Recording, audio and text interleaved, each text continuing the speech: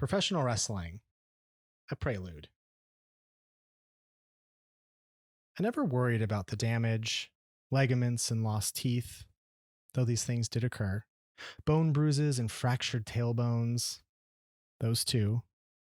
It's funny what a well placed kick to the face or a knee forced against the joint can do to the human body.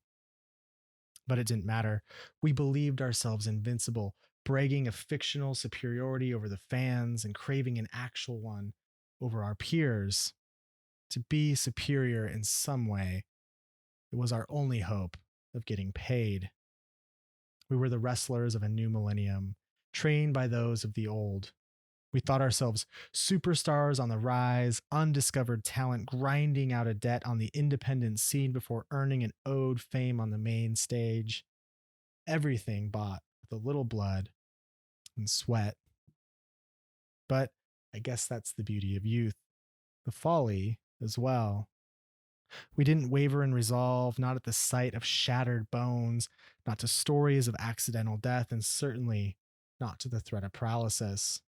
The only thing we feared was the fragility of our dreams. I'm 10 years older now, 6 years since last entering a ring.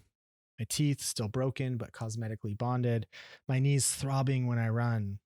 As for my lower back, it's a story all its own. Despite this, the greatest reminder of my past is that which goes unnoticed. The suppressed masochistic choreography wired deep into my muscle memory. I yearn to grab friends by their wrists and twist them to contortions of submission. I crave that undeniable pop of forearming someone directly in the sweet spot of their neck. I ache to tell stories with my movement. I miss hitting people very hard. Strangers don't believe me when I tell them I was a professional wrestler. That is to say, they stand quizzical to my appearance and demeanor. Only a handful of reactions then occur. The question's always the same. There's the clarification response. Wait, you mean like the stuff on TV? Like the fake stuff? Then there's the confused response. Oh, I used to wrestle in high school too. I personally like the insulting one, but you're not very big. And the truth is, I'm not very big, not in the way you'd expect when weighing my claim against such a stereotype. But I'm 10 years removed, 5 of which included a muscle limiting vegetarian diet. A lifetime has happened in the postscript of that epoch, and, like my former body type, things have changed.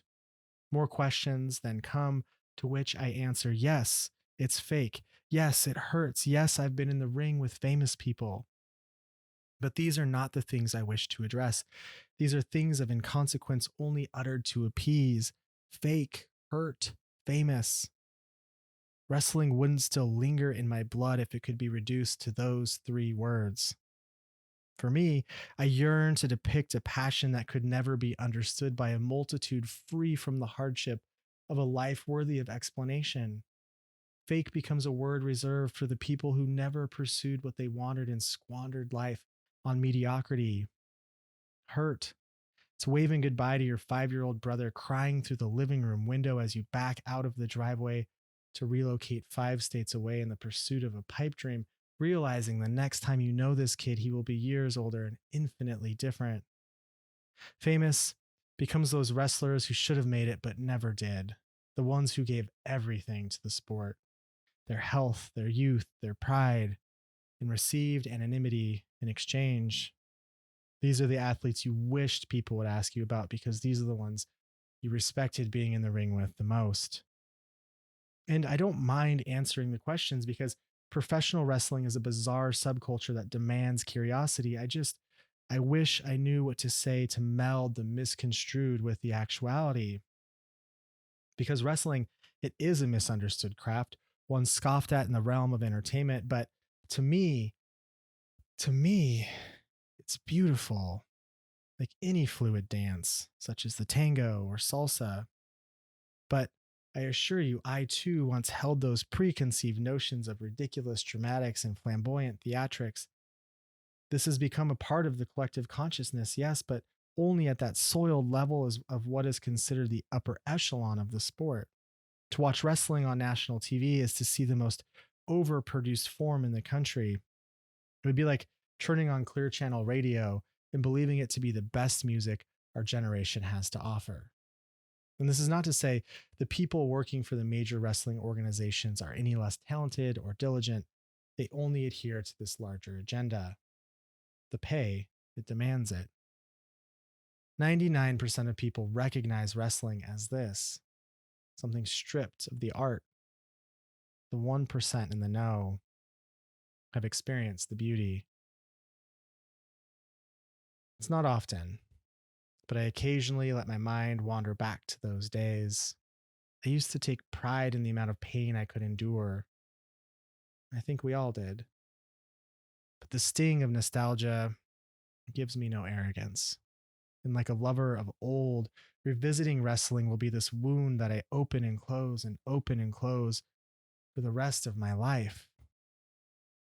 I've been putting off writing these stories for years, keeping them buried under a decade of other devotions. Only highlights of the era breach the surface of my mind. And my hope in writing this is that I will uncover the rest. My fear is that it'll work. And this is all to say, despite what I dig up, despite what I find, I am only here to tell you of that beauty.